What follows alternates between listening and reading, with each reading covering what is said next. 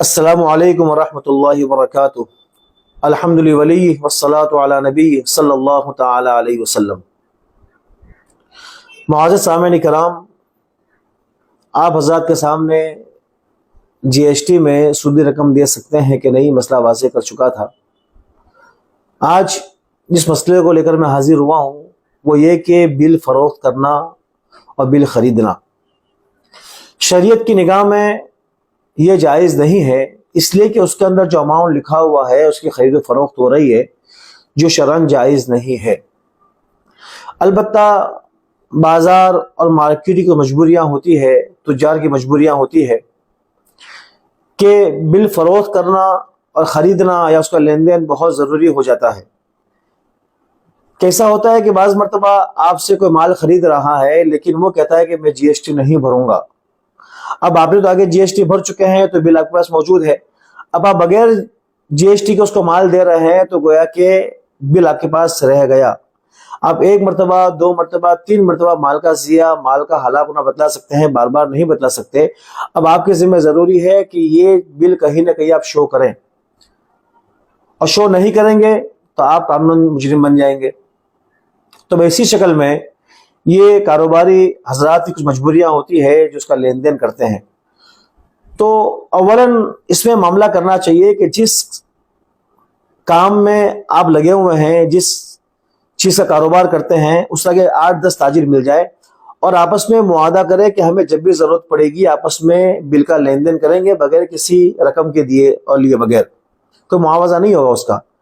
جتنا میں نے آپ کو دیا ہے بعد میں مجھے اتنا ہی بل لوٹا دیجیے ضرورت پڑے گی تو۔ یہ اگر ہوتا ہے تو سب سے بہتر ہے، اگر یہ نہیں ہوتا ہے تو اس صورت میں آپ اگر بل پرچیز کرنا چاہ رہے ہیں تو اس صورت میں جس سے بل خرید رہے ہیں اس سے کہیں گے کہ اس بل کے اندر جو مال لکھا ہوا ہے وہ مال آپ کے پاس ہونا چاہیے، یعنی تاجر کے پاس ہونا چاہیے، فروخت کرنے والے کے پاس، اس کے گوڈاؤن میں ہو اس کی دکان میں ہو۔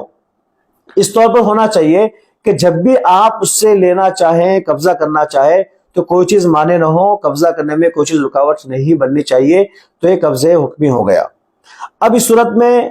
اس بل میں جو اماؤنٹ لکھا ہوا ہے وہ اماؤنٹ آپ کے ذمہ ضروری ہے کہ آپ اس تاجر کو دے دیں،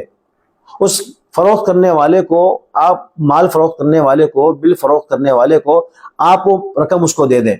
جب رقم اس نے قبضہ کر لیا، مان لیجیے 1 لاکھ کا مال تھا اور جی ایس ٹی اوپر جو ہے کہ 8% تھا یا 12% تھا یا 10% تھا، تو جی ایس ٹی کے سال میں یہ بل، جی ایس ٹی کے ساتھ میں یہ بل بن گیا ہے 1,10,000 مان لیجیے۔ تو اب یہ آپ اس کو 1,10,000 اس کو دے دیں گے، یہ اب مال آپ کا ہو گیا اور رقم اس کی ہو گئی۔ یہ معاملہ مکمل ہونے کے بعد یہی مال آپ اس کو دوبارہ فروخت کر دیں گے بغیر بل کے 1 لاکھ میں یا 1,02,000 میں یا 98,000 جو بھی آپ آپس میں آپ لوگوں کا طے ہو۔ اب اس کے بعد آپ نے اس کو مال جب فروخت کر دیا تو آپ کو رقم وہ واپس کر دے گا جتنے میں آپ کا معاملہ دوبارہ ہوا ہے۔ ایک مسئلہ بہت واضح طور پر سماعت کر لیں اور سن لیں، غور سے سنیں کہ اگر یہ پورا معاملہ زبانی ہوا ہے کہ مال موجود نہیں ہے